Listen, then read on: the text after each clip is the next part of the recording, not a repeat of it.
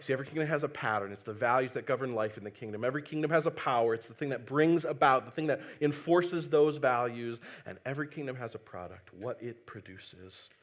See, the product of the kingdom of religion, where it always ends, is either self-righteous pride or despair. Those are the only two places that the kingdom of religion can end. You see, religious people, they look down their nose at everybody else, silently judging those and putting their value against their comparison against others based on their performance, their obedience, and their desire to live moral lives. It comes from a desire to get leverage over other people or to fundamentally get leverage over God so that he'll bless them or he'll give you what you are looking to get from him. And what it always does is it leads to a self-righteous superiority and a pride when it comes to people. It leads to a self-righteous indignation that God owes you something when you've done what you thought you needed to do, or it will lead to despair when you unendingly realize that you do not measure up to God's standards and that you do not obey always and that you do not give him your whole self. You see, religion and the gospel both agree is that we do not measure up to God's standards, and that's where the similarities end. You see, religion says, get to work.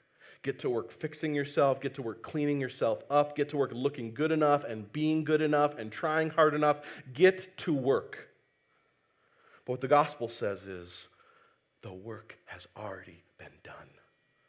Hebrews chapter 1 begins this way. He says, after making purification for our sins, Jesus sat down at the right hand of the throne of heaven. You see, Jesus sat down because the work was done.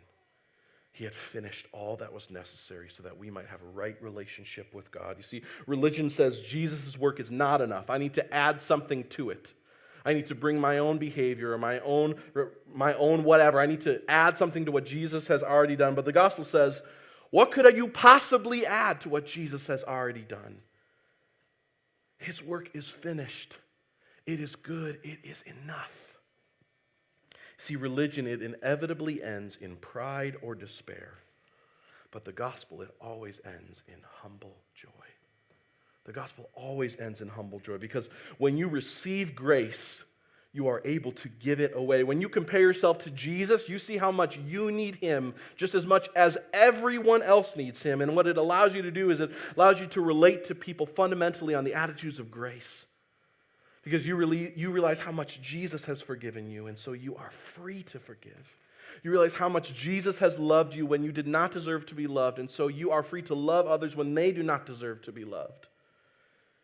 You see, in the gospel, it ends in a joy because it leads to great and abiding joy no matter the circumstances.